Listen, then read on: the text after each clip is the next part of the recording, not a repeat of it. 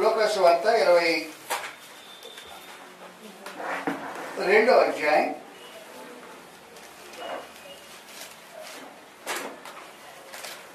35వ వచనం నుండి సమాచారం రాబడింది.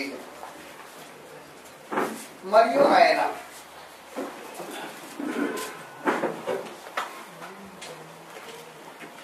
లూకాసు వార్త 22:35 నుండి సంచియు జాలియు చెప్పులను లేకుండా నేను మిమ్మల్ని పంపినప్పుడు నీకు ఏమైనా తక్కువ అయినా అని వారిని అడిగినప్పుడు వారు ఏమీ తక్కువ కాలేదండి. అందుకని ఇప్పుడైతే సంచి గలవాడు సంచియు జాలయు తీసుకొని పోవలను, కత్తి లేని వాడు తన బట్టనల్ని కత్తి కొనుక్కొనవలను. ఆయన అక్రమకారులో ఒకటిగా ఎంచబడును అని వ్రాయబడిన మాట నాయందు నెరవేరవలసినది.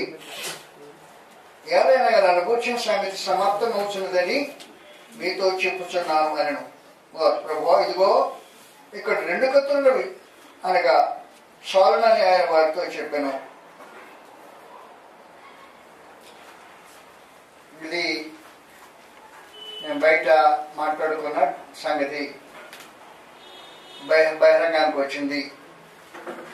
బట్ట నమ్మి కత్తి కొనుక్కోమంటున్నాడంటే ఏంటి? బట్ట నమ్మి కత్తి కొనుక్కోమంటున్నాడు కదా ప్రభు యేసు. దాని అర్థం ఏంటి?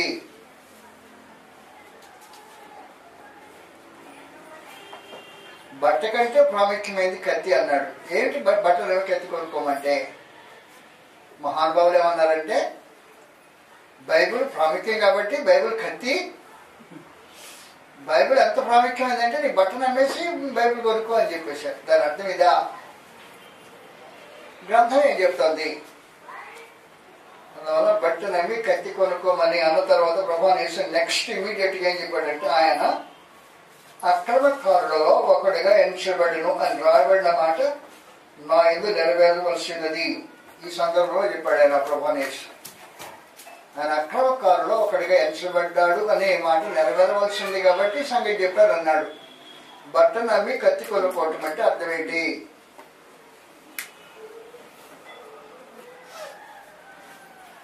మీరు ఎవరైనా మీ బట్ట అమ్మేసి బైబిల్ కొన్నారా? ఈ మాట చూసి వాస్తవానికి ప్రభు యేసు అక్రమకారులు ఒకరిగా ఎంచబడను అనే ఈ సందర్భం దాన్ని సూచిస్తుంది. వాస్తవానికి ఆయన అక్రమకారులు ఒకరిగా ఎంచబడ్డాడు అంటే ప్రభు యేసు అక్రమకారుడు కాకుండా అక్రమకారుడిగా శ్రమపడవలసి వచ్చిన సంగతుల గురించి ప్రస్తావించాడు. ఈ సందర్భంలో చెప్పబడిన మాట అది. మనకి నిజంగా ఇది అర్థం కావాలంటే వేరే సందర్భం వచ్చి చూడాల్సిన అవసరం ఉంటుంది. మీ అందరికీ తెలిసిన అపోస్తల కార్యక్రమం 16వ అధ్యాయంలో ఒక వింతైన కార్యం జరిగింది. అపోస్తల కార్యక్రమం 16వ అధ్యాయం. తెలియని వాళ్ళు ఎవరు ఉంటారు? దాదాపుగా ఎవరికి తెలియని వాళ్ళు ఉండరు మనలో. ఎందుకంటే స్వార్థ చెప్పేవాళ్ళం కాబట్టి అపోస్తల కార్యం 16వ అధ్యాయం చెప్పాము. తెలుసు మనకి ఏముందో దాంట్లో. ప్రత్యేకించి అపోస్తలైన పౌలు శీల ఫిలిప్పీ పట్టణంలో స్వార్థ కోసం అట్లమని 16వ అధ్యాయంలో ఉంది. ఈ 16వ అధ్యాయంలో వారు ఏం చేస్తున్నారో 11వ వచనం చదువుతాం. ఫిలిప్పీ పట్టణంలో మాసిదోనియా ప్రాంతం, మాసిదోనియాకు ఫిలిప్పీ కేంద్ర పట్టణం. మాసిదోనియా సామ్రాజ్యానికి కేంద్రమైన ఫిలిప్పీ పట్టణంలో అపోస్తలుడైన పౌలు శీల తిరుగుతున్నారు. 11వ వచనం నుండి దాంతో పాటు లోక కూడా వాళ్ళతో పాటు కలిసి ఉన్నాడు. కాబట్టి మేము ట్రోయను విడిచి ఓడ ఎక్కి తిన్నగా సుమిత్రాకేకును మరునాడు లేపకు ఒక సమాచారం మాట్లాడుతూ 11వ వచనంలో విశ్రాంతి దినమున గవలి దాటి నదీ తీరమున ప్రార్థన జరుగుననుకొని అక్కడికి వచ్చి కూర్చుండి కూడి వచ్చిన స్త్రీలతో మాట్లాడుచుంటివి. అప్పుడు హృదయ దైవభక్తి గల స్త్రీ వినిచుండేది ఒక సంగతి మనం మాట్లాడాల్సిన అవసరం. హృదయ సువార్త విన్నది. వాస్తవానికి అపోస్తలుల సువార్త విడబడింది. అపోస్తలులు తమ ఇంట్లో చేర్చుకుంది. హృదయ ఇంట్లో నుండి అపోస్తలులు రోడ్డున అటు ఇటు తిరుగుతూ ఉన్నారు. ఆ ఊళ్ళో జరిగిన ఒక వింతైన సమాచారం ఏమంటే పుతోను అనే ఒక దయ్యం పట్టిన అమ్మాయి యజమానికి సోది చెబుతూ లాభం సంపాదించుకుంటుంది. బిజినెస్ జరుగుతుంది బాగా. ఆ బిజినెస్ జరుగుతూ ఉంటే ఈ సోది చెప్పే అమ్మాయి సోది చెప్పి యజమానికి బాగా లాభం సంపాదించే పరిస్థితుల్లో రోజు వీళ్ళు దేవుని పరిచారకులు మీకు స్వార్థ చెప్తానికి వస్తున్నారని మాట విని విని విసిగిపోయి ఉపవసం పోలేమన్నాడంటే దయ్యాన్ని గద్దించాడు. నువ్వు వీటి ఈమెను వదిలిపోమని చెప్పేశాడు. వదిలిపోమని చెప్పంగానే ఏం జరిగింది? దయ్యము ఆమెలో నుంచి వదిలిపోయింది. వదిలిపోతే ఏం జరిగింది? వ్యాపారం పడిపోయింది. వ్యాపారం పడిపోయింది కాబట్టి యజమానికి నష్టం కలిగింది. దీన్ని చూసిన ఆ యజమానులు ఏం చేశారంటే నేరం మోపారు. ఏం చెప్పారు? యూదులైన వీరు రోమీలమైన మనము వెనుకొడిని ఆచరించుకునే సంగతులు బోధిస్తున్నారు అని నేరం మోపేశారు. కాసేపు ఆకల మనుషులు దుమ్మిగా పడ్డారు, మీద కొట్టేశారు. న్యాయాధిపతి వచ్చేసాడు. న్యాయపతి ఆజ్ఞ మేరకు కొట్టి జైచేసాలు అవి జరిగింది. ఈ కార్యక్రమం అంతా మనకు తెలిసిందే కదా. అపోస్తలుడైన పౌలు చేతిలో కత్తి ఉంది. కొనుక్కున్న కత్తి అది ఉపయోగించడా? జాగ్రత్తగా వినండి. ప్రభువుని యేసు అక్రమకారులు ఒకనిగా ఎంచబడను అనే సమాచారం ఈ సందర్భంలో మాట్లాడిన సమాచారం అది. ప్రభువుని యేసు అక్రమకారుడు కాడు. పిలాతు ఎదుట నిలబడినప్పుడు పిలాతు ప్రభువుని యేసును తీర్పు తీర్చేటప్పుడు అనేకమైన విధాలుగా కొట్టబడ్డాడు. ప్రభువుని యేసు నిర్దోషిగా కనపడుతూనే ఉన్నాడు. ఎన్ని కోణాల్లో ఎంతమంది దగ్గర విచారణ చేసినా నిర్దోషిగానే కనబడుతున్నాడు. నిర్దోషిగా కనబడితే పంపించేద్దామని ఆలోచన పిల్లలకు ఒక ప్రక్కన ఉంది. యూదుల యొక్క వారి ప్రభావం వారి తన మీద ఉండి ఆయన్ని పంపడానికి వీళ్ళు ఇష్టపడకుండా నిలబడుతున్నాడు. కాబట్టి ఏం జరుగుతుందంటే పిలాతు రెండు వాటి మధ్యలో కొట్టబడుతున్నాడు. ఈ నిర్దోషి అనేది నిర్ధారణ చేసుకున్నాడు. నిర్దోషిని విడుదల చేసి హక్కు కలిగిన వాడు అన్నాడు. అప్పటికి చెప్పాడు, నేను సిలువేయడానికి నాకు అధికారం ఉంది, విడుదల చేయడానికి అధికారం ఉంది నాకు అనేటప్పుడు ప్రభా వేసాడు ఒకటే మాట, నీకు పైనుంచి అనుకరించబడిపోతే నా మీద నీకేం అధికారం తెలిసాడు అంటున్నమాట. ఏంటైనా అధికారం నాకు ఉందంటే నీకైనా అధికారం పోయా, పైనుంచి నీకు అనుకరించబడితే నాకు అధికారం, నీకు అధికారం లేదండి. కనీసం నాతో మాట్లాడవా, నాతో మంచిగా ఉండవా? ప్రభాని వేస్తూ మాట్లాడటానికి పిలాతు ప్రయత్నం చేసిన ప్రభాని వేస్తూ సావధానంగా మాట్లాడాల. అవసరమైనప్పుడు మౌనం వహించాడు. ఎందుకంటే అక్రమకారులు ఒకరికి ఎంచబడ్డను అని ఆయన కూర్చొని రాయబడిన లేఖను నిలబెట్టడానికి కార్యక్రమం ఇలా జరిగిపోయింది. ఆయన వాస్తవానికి నిర్దోషి, నిష్కల్మషుడు, విడుదల చేయబడటానికి యోగ్యుడే. కానీ విడుదల చేయబడకుండా ప్రభువుని యేసు అక్రమకారులు ఒకటిగా తీర్చబడి సిలువేయబడటం అనే ఒక ప్రత్యేకమైన కార్యక్రమం ఉంది. ప్రభువుని యేసు కత్తి కలిగిన వారే. ఆ మాట మీకు అర్థం కాదా? ఇప్పుడు పౌలు శీలుడు కత్తి కలిగిన వారే, ఉపయోగించలా. వాస్తవం ఏం జరిగిందంటే యూదులైన వీరు రోమీలమైన మనము చేయకుండా ఆచారం ప్రకటిస్తున్నాడు అనేటప్పటికీ జనం మీద దుమ్మిగా వచ్చేసారు. న్యాయపతి వచ్చేసాడు, కొట్టించాడు. కొట్టే మేము మాత్రం రోమీలు కాదన్నాడు అనుకో, కత్తి తీసాడు అనుకో, అప్పుడేమైపోతుంది? ఎక్కడో అక్కడ సబ్సైడ్ అయిపోతారు. వీళ్ళు కూడా రోమీలు అన్నమాట, మీద నేల మోపకూడదు అన్నమాట. కత్తి తీలా బయటికి. యూదులైన వీరు రోమీలమైన మనము అన్నాడు. అచ్చమైన రోమీడు పౌలు శీలిద్దరు రోమీలే. కాబట్టి ఈ రోమీలమైన మమ్మను మేమంతా రోమీలు కదా అంటే ఏం జరుగుతుంది అన్నమాట? మేము కూడా రోమీలం కదా అంటే ఏం జరుగుద్ది? ఏం జరగదు. వదిలిపి నోరు మీద ఎక్కడో అక్కడ చేతులు సలబడిపోయి వాయిస్ డౌన్ అయిపోయి మెదకుండా దొరికినవాడు. కానీ కత్తి తీయకుండా ఆ దెబ్బలు తిన్నాడు. దెబ్బలు తిని చెరసాలో వేయబడి, చెరసాలో జరిగిన సంగతి మనకు తెలుసు. రాత్రిలో పాట పాడుతూ ప్రార్థన చేస్తూ వగైరా కార్యక్రమాలు కలిగించాడు.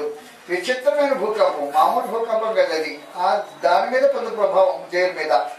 జైల్లో పెద్ద సంఖ్యలు ఊడిపోయాయంట, తలుపులు తెలుసుకున్నాయంట. సంఖ్యలు ఊడిపోయి తలుపులు తెలుసుకుని మనుషులు అయిపోవాలి, పారిపోవాలా. మనందరికీ తెలిసినట్టు మనిషి ఒకళ్ళు ఎవరైనా పారిపోతే రేపు ఎడిటింగ్ పబ్లిక్లో అవమానకరంగా చచ్చిపోయేది ఎందుకు, నేనే ఆత్మహత్య చేసుకుంటానని మనిషి పొడుచుకోపోతే చెప్పాడు. రేపు మేము దొంగలు కాదు పారిపోవడానికి, ఎందుకు నువ్వు ఆన్ చేసుకోవద్దు అని చెప్పి. మేము దొంగలు అయితే కాదు పారిపోవడానికి, కత్తి కలిగిన వారం దొంగలం కాదు, పారిపోయే పరిస్థితి కాదు, ఇది తప్పించుకోవడానికి ఆలోచన చేశాను. అప్పుడు జరిగిన సమాచారం తెలుసు. ప్రధాన జైలు అధికారికి కలిగిన మార్పు, వాళ్ళ ఇంట్లోకి వెళ్ళి ప్రకటించిన సువార్త, అతను బాప్తిసం పొందిన కార్యక్రమం. తెల్లారి రిపోర్ట్ ఏం జరిగిందంటే, జైలు అధికారికి మంచి వర్తమానం. నా సహోదరుని నేను లోపల పెట్టి భయంకరంగా కొట్టాను కదా, వీరికి విడుదల చేయడానికి కూడా దగ్గర అధికారం లేదని ఫీల్ అవుతున్నావా అంటే, మనిషికి బయట నుంచి అధికారం పంపించేశానంట. న్యాయాధిపతులను పంపించేసేయండి అని పొద్దున్నే పంపించేయమంట. అప్పుడు తీసాడు కత్తి బయటికి. ఏంటి రోమేలమైన మమ్మల్ని విచారించకుండా కొట్టి ఈ రోజున మమ్మల్ని పంపిస్తారా? అటు కుదరదు, ఆడరమ్మని ఇక్కడికి అనేసాడు. వచ్చేటప్పటికి న్యాయాధిపతులు వణుక్కుంటూ వచ్చేసారు. మీరు రోమేలు అతను ఏం చేశాం, దయచేసి కొట్టి, లేకపోతే మా ప్రాణాలకు వచ్చేసింది అయిపోయారు గొడవ. అందువల్ల వాస్తవమైన సంగతి ఏమంటే, అక్రమకారులో ప్రభువుని యేసు అక్రమకారులో అంచబడటానికి ఆయన నిర్దోషి ఒక దోషిగా శ్రమ అనుభవించాడు. అపోస్తలులు పౌలుశీలులు నిర్దోషులు ఒక దోషులుగా శ్రమ అనుభవించారు. వాస్తవానికి ప్రభువుని యేసు చెప్పిన సమాచారం అది. మీరు ఎవడైనా దోషిగా శ్రమ అనుభవించకూడదు, నిర్దోషిగా శ్రమ అనుభవించడం న్యాయమైన సంగతి. ఆ కత్తి కొనుక్కోండి అన్నట్టు ప్రభువుని యేసు. నేను హైదరాబాద్లో వచ్చిన మీటింగ్లో మాట్లాడా. మీటింగ్లో మాట్లాడితే మీటింగ్కి ఒక రాష్ట్ర ప్రెసిడెంట్, ఒక సెక్రటరీ, ఒక ట్రెషరరు, సెక్రటరీ, వైస్ ప్రెసిడెంట్ ఇద్దరు వచ్చారు, ముగ్గురు వచ్చారు. మీటింగ్ అయిపోయింది. మీటింగ్ అయిపోయినాక దగ్గరకు వచ్చి స్టేజ్ మీదకి ఎక్కారు. ప్రెసిడెంట్ పిలిచాడు. ఆయన ప్రెసిడెంట్ పిలిచామని చెప్పండి, నేను క్రైస్తవ హక్కుల పోరాట సమితి ప్రెసిడెంట్ని రాష్ట్రానికి. మీకు ఏదైనా ఇబ్బందులు కలిగితే క్రైస్తవులుగా నాకు చెప్పండి, నేను పోలీసులతో మాట్లాడి ప్రభుత్వంతో మాట్లాడి మీ హక్కులు తీరుస్తాను అని. క్రైస్తవులు ఆ హక్కుల కోసం పోరాడేవాళ్ళు కాదు అని ప్రభువు చెప్పాడు. క్రైస్తవుల హక్కుల కోసం పోరాడేవాళ్ళు కాదు. నేను నా హక్కు కోసం పోరాడినవాడిని కాదు, అక్రమకారునికి ఎంచబడ్డాను. కాబట్టి మీరేం చేయాలంటే, కత్తి కలిగిన వారై హక్కు కలిగిన వారే శ్రమ అనుభవించండి, నేరస్తులుగా శ్రమ అనుభవించగలదు అని ప్రభువు యేసు ప్రత్యేకించి వారికి తెలియజేశాడు. అప్పుడు పైకి తీసేసాడు. కత్తి ఎప్పుడు తీసాడంటే, రోమిల్ మమ్మల్ని ఎందుకు నేరం లేకపోతే కొట్టారు అన్నాడు. అని మీ దగ్గర కత్తి ఉందా? ఆ కత్తి ఉంది. వాడే కత్తి కాదు ఇది. అందువల్ల ప్రభువు యేసు గారు చెప్పిన సమాచారం ఏమంటే, కత్తి లేని వాడు కత్తి కొనుక్కోండి అన్నాడు. కత్తి కరిగి లేనట్టు శ్రమ అనుభవం అనిపించండి. ఒక క్రైస్తవుడిగా శ్రమ అనుభవించడం అనేది దోషిగా శ్రమ అనుభవించడానికి వ్యత్యాసం ఉంది. ప్రభువు యేసు నిర్దోషి శ్రమ అనుభవం అక్రమకారుడిగా ఎంచబడ్డాడు. అలాగనే మీరు కూడా ఏం చేయాలంటే, నిర్దోషులుగా అక్రమకారులుగా ఎంచబడి శ్రమ అనుభవించండి అనే ప్రత్యేకమైన సమాచారం ప్రభువు యేసు చెప్పాడు. అది కత్తి కొనుక్కోవటం అంటే. అంతేగాని నిజంగా కత్తి ఒకటి కొట్లో కొనుక్కోవటం కానీ, లేకపోతే బట్ట అమ్మేసి బైబిల్ కొనుక్కోవటం కాదు. అది హక్కు కలిగి శ్రమ అనుభవించండి. నేను చేసిన పని అది. నేను హక్కు కలిగి శ్రమ అనుభవించుతున్నా. వాస్తవానికి నేను శ్రమ అనుభవించాల్సిన అవసరం లేదు. నేను నిర్దోషిని, నిష్కలంకుడిని, అపవిత్రులు చేరకుండా ప్రత్యేకంగా బ్రతికిన వాడిని. నేను అన్ని అక్రమకారులుగా ఎంచబడ్డాను. నేను ఎలాగ అక్రమకారులుగా ఎంచబడి ఉన్నానో మీరు కూడా అలాగే ఏం చేయండి, కత్తికి లేనివాడు కత్తి కొనుక్కోండి. అక్రమకారులుగా శ్రమ అనుభవించకండి. మీరు ఎప్పుడైనా క్రైస్తవులుగా శ్రమ అనుభవించితే హక్కు కలిగి శ్రమ అనుభవించండి. అది అపోస్తలులైన పౌలు శీలుడు చేసిన విశేషమైన కార్యక్రమం అది. కాబట్టి కత్తి కలిగి లేనివాడు కత్తి కొనుక్కోండి అంటే నిజంగా ఒక కత్తి కొనుక్కోమంటాం కాదు, లేకపోతే బైబిల్ కొనుక్కోవటం అంటే కాదు. శ్రమ పడటానికి హక్కు కలిగి శ్రమ పడండి, నిర్దోషులుగా శ్రమ పడండి అనే ఒక విశేషమైన సమాచారం ప్రభువు యేసు తన శిష్యులకు తెలియజేసిన ఒక వింతైన కార్యక్రమం అది. అంతేగాని కత్తి అంటే కత్తి కాదు, కత్తి అంటే బైబిల్ అంతకంటే కాదు. ఆయన అక్రమకారులుగా ఎంచబడిన కారణాన్ని బట్టి దేవుని ప్రజలు పౌలు శీలుడు ఆ ఊళ్ళో అక్రమకారులైనట్టు ఎంచబడ్డారు. ఏం చేశారు? రోమీలే. కత్తి తీసేస్తే శ్రమ జరగకపోతే అక్కడ రాత్రి సువార్త ఉండదు. ఆ సువార్త ఉండిపోతే అక్కడ దాకా కార్యక్రమం జరగదు. పరలోక దేవుడే జోక్యమించుకోవడానికి అవకాశం లేని పరిస్థితి ఏర్పడేది. కాబట్టి ఈ రోజున ప్రభువుని యేసు అక్రమకారుడిగా శ్రమ అనుభవించిన కారణాన మానవ జాతికి విమోచన అనుభవించడానికి పరమ దేవుడు జోక్యమించుకోవటం ఏర్పడింది. అలాగనే ఆ పౌరులు శీలుడు శ్రమ అనుభవించిన ఆ పరిస్థితిలో నిర్దోషమైన వారికి నిజంగా రోమీలే. వాళ్ళ మీద పెట్టిన నేరం కాదు. రోమీలు మనము యూదులైన వీళ్ళు చేయకుండా ఆచారాలు బోధిస్తున్నారు. ఎవరో చెప్పింది మీకు ఆ మాట? మేము మాత్రం రోమీలు కదా అంటే అవుట్ అయిపోయింది అంత సమాచారం. ప్రభానేసి నేను కూడా నిర్దోషిని అంటే ఇప్పుడు ఇక శిరో కార్యక్రమం జరిగేది కాదు. శిరో కార్యక్రమం జరగడానికి ప్రభానేసి యొక్క నిర్దోషత్వం నిరూపించుకోవడానికి ఆయన ప్రయత్నం చేయాల. ఆ సందర్భంలో చెప్పాడు, అక్రమకారులు ఒకరికి ఎంచబడ్డాడు ఆయన అని చెప్పిన సందర్భంలో మీరు కూడా అక్రమకారులుగా ఎంచబడి శ్రమానుభవించడమే కానీ అక్రమకారులుగా శ్రమానుభవించకూడదు అని ప్రత్యేకించి తన శిష్యుడైన వారికి ప్రభానేసి తెలియజేసిన విశేషమైన సందేశం అది. కత్తి లేని వాడు కత్తి కొనుక్కోండి, హక్కు కలిగి శ్రమ అనుభవించండి, శ్రమానుభవము నిర్దోషులకు అనుభవించండి అని ప్రభానేసి తెలియజేసిన విశేషమైన సమాచారానికి సంబంధించింది. కత్తి లేనివాడు కత్తి కొనుక్కోమంటాం అనేది కానీ వేరొకటి కాదు. అది దాని సమాచారం. క్రైస్తవుడైన వాడు క్రైస్తవుడైనంతగా శ్రమ అనుభవించాలి. అందులో మొదటి పేతురు 4వ అధ్యాయంలో తెలియజేసినట్టుగా ఏ రూపంగా శ్రమ అనుభవించడం తగదు అని సమాచారం చెప్పేశాడు. ఎలాగా శ్రమ అనుభవించి తగదంటే ప్రత్యేకించాలని చెప్పాడు. 4వ అధ్యాయం తీస్తాం. బాధ అనుభవించడం తగదు, తగిన రూపం చెప్పేశాడు ప్రత్యేకించి అక్కడ 15వ వచనంలో, మీలో ఎవడును నరహంతకుడుగా కానీ దొంగగా కానీ దుర్మార్గుడిగా కానీ పన్ను జొలిగి పోవాడు కానీ బాధ అనుభవింపదగదు.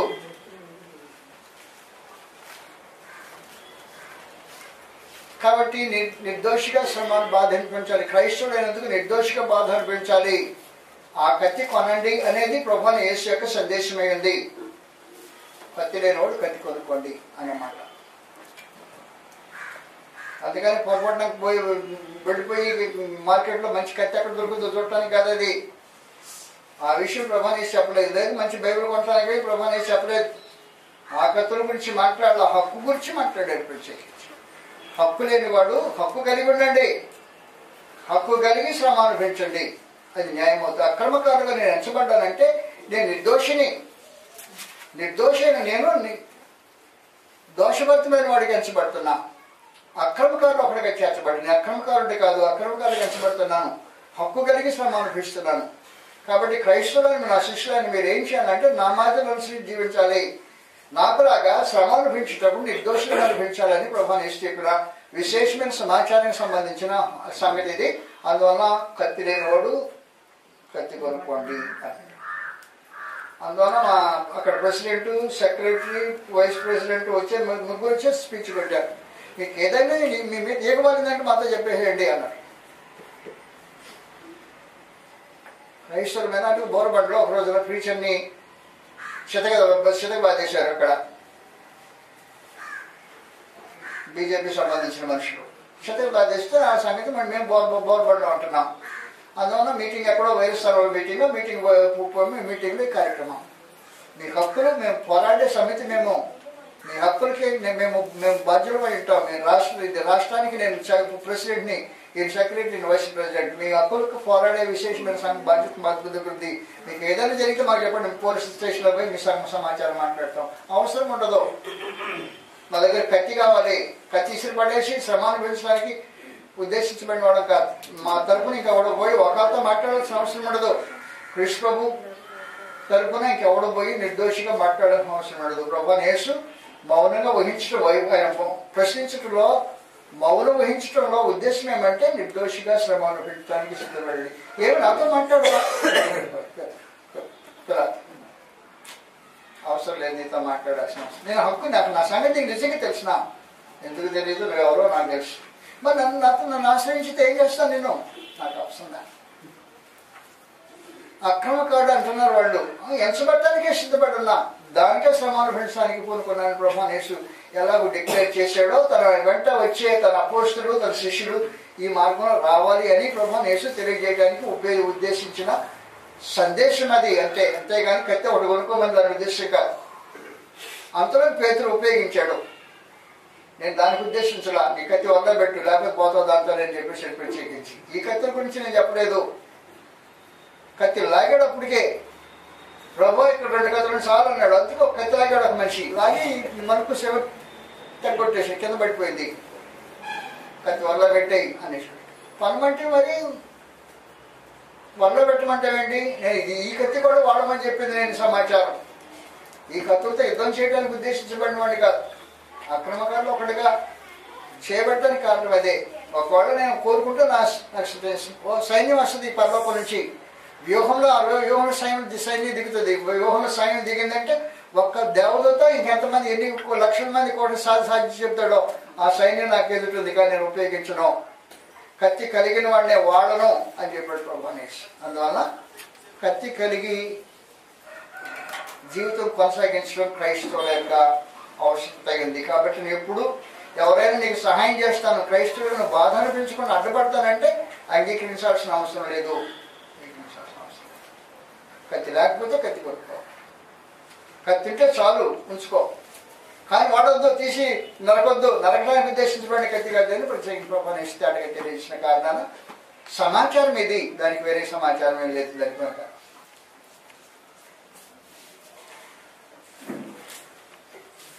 నీకేమైనా ప్రశ్న దీని మీద? దీని మీద ఏం ప్రశ్న లేకపోతే మనం ముందుకు సాగవచ్చు.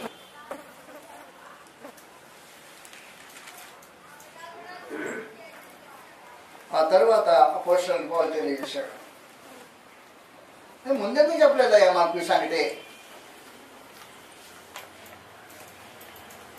ముందు చెప్పడానికి మా ప్రభు ఆంతివ్వలేదు, ఆజ్ఞ లేదు. నీ హక్కుల గురించి ఆయన ఈ సమాచారం, మా హక్కుల గురించి, మా హక్కులకు పోరాడాలని ప్రభు నీకు తెలియచేయాల. హక్కులు పోరాటంలో క్రైస్తవులు ఉండరు, అది విశేషమైన సంగతి. ఎక్కడైనా హక్కులు పోరాటం జరుగుతుంది అనుకో, ఏమన్నా ఏ డిపార్ట్మెంట్లో ఉన్న హక్కులు పోరాటం జరిగితే హక్కుల పోరాటంలో క్రైస్తవులు ఉండరు అనేది విశేషించి మనిషి ప్రతి క్రైస్తవుడు తెలుసుకోవాల్సిన విశేషమైన సమాచారం. హక్కుల పోరాటంలో క్రైస్తవులు ఉండరు. నిర్దోషులై శ్రమ అనుభవించుతారు. మొదటి శతాబ్దం క్రైస్తవ జీవితంలో విశేషమైన సమాచారం అది. నిర్దోషులై శ్రమ అనుభవించడం అనేది పరమదేవుడు క్రీస్తు ప్రభు ద్వారా మానవ జాతికి ఇచ్చిన సందేశం అది. నిర్దోషులుగా శ్రమ అనుభవించండి, దాని సంకల్పన భాగం.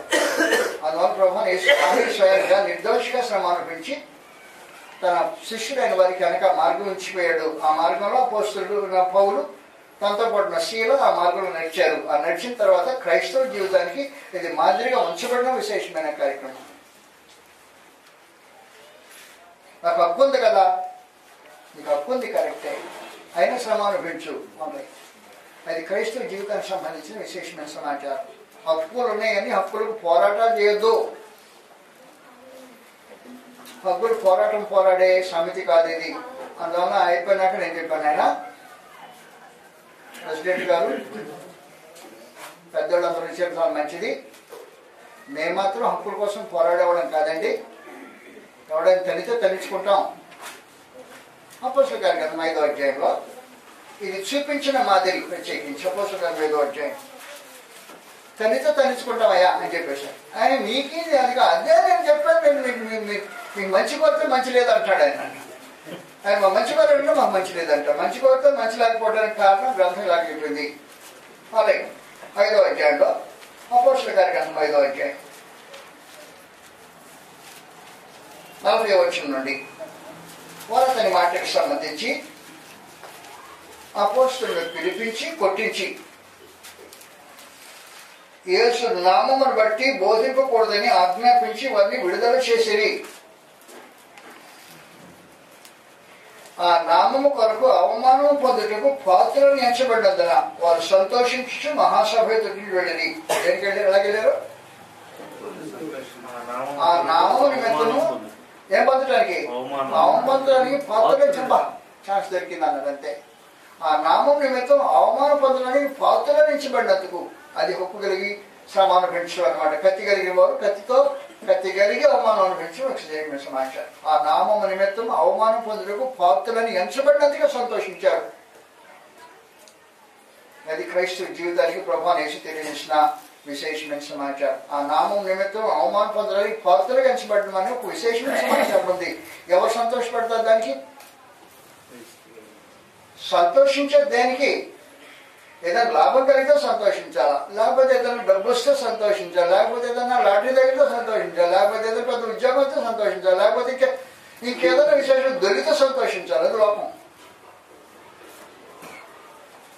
ప్రభువు యేసు యొక్క బోధ ప్రకారం సంతోషించే దేనికంటే చెప్పేశాడు, ఆయన నామం నిమిత్తం అవమానం పొందుటకు పాత్రలు ఎంచబడినందుకు. బా ఎంత సంతోషం, ఎంత లాభం దొరికింది ఈ రోజున. ఏం దొరికిందా? ఆయన నామం నిమిత్తం అవమానపరచబడడానికి ఛాన్స్ దొరికింది. కత్తి కలిగి శ్రమ అనుభవించడానికి అవకాశం కలిగింది. హక్కు కలిగి అధికారం కలిగి నిర్దోషమై శ్రమ పడటానికి అవకాశం దొరికింది. దేవుని స్తోత్రం అని చెప్పే ఒక విశేషమైన జీవిత అనుభవాలు దాంట్లో కనిపిస్తుంటాయి. ప్రభువు యేసు వారికి నేర్పించిన పాఠాలు అవి. ఆ పాఠాలు అనుసరించి నేర్చుకున్న వారు ఆ మార్గంలో కొనసాగించారు. మనకు కూడా ఆ పాఠాలు మిగిలిపోయాయి. ఆయన నామం నిమిత్తం అవమానం పొందడానికి పాత్రలు ఎంచబడి తల్లితే బాగా రే మాట్లాడు, దిగు మీద తిప్పి పేరు పెట్టి ఇప్పుడు మాట్లాడొద్దు అంటే తల్లి బయట పంపించారు చాలు. ఏమైందయ్యా తల్లి పంపించారు అందులో. ఆయన నామం బట్టి అవమానం పొందడానికి పాత్రలను ఎంచినందుకు సంతోషించారు. అది ప్రభువు యేసు తన శిష్యులకు తెలియజేసిన విశేషమైన పాఠం. ఆ పాఠం నేర్చుకున్న వారు, నేర్పు పొందిన వారే దాన్ని ప్రదర్శించిన విశేషమైన జీవిత గాథలు గ్రంథాలలో రాయబడి ఉన్నాయి. అది సంగతి. గ్రంథంలో రాయబడిన మాట్లాడు. ఇంకైనా నాకు 5 నిమిషాలు ఉన్నాయి, ఇంకా 5 నిమిషాలు ఉన్నాయి ఈ టైంకి. మీకు ఏమైనా ప్రశ్నలు ఉన్నాయా?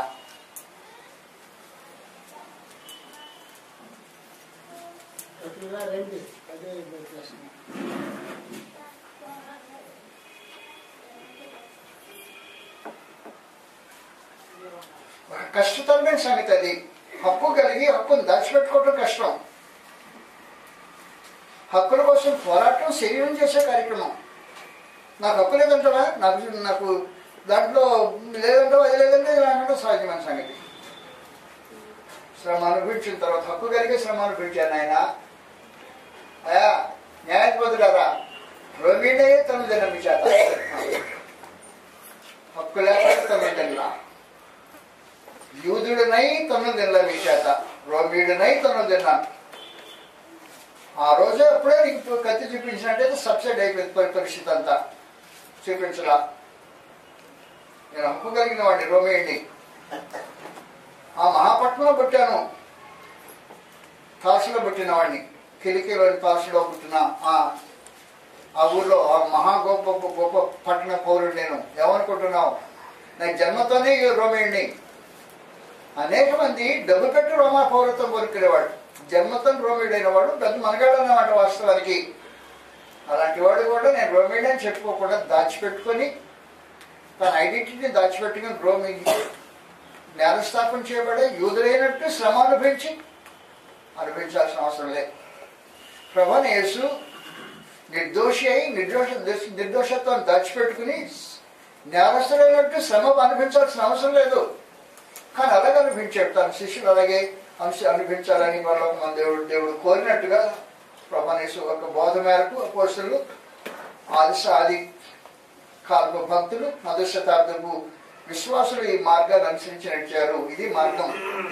క్రైస్తవుడైనందుకు నిర్దోషిగా హక్కుల కోసం పోరాడకుండా శ్రమ అనుభవించడం దేవుని సంకల్పంలో భాగమైంది. హక్కుల కోసం పోరాటం అనేది క్రైస్తవ జీవితానికి సంబంధించింది కాదు.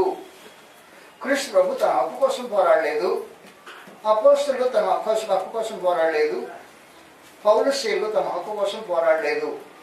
హక్కు కోసం కాకుండా శ్రమ అనుభవించితే వచ్చిన ఫలితం ఏంటంటే ప్రభువు యేసు నిర్దోషిగా శ్రమ అనుభవించి వచ్చిన ఫలితం మానవ జాతికి రక్షణ. పౌలుశీలు నిర్దోషులుగా శ్రమ అనుభవించి వచ్చింది జయించి వారికి రక్షణ.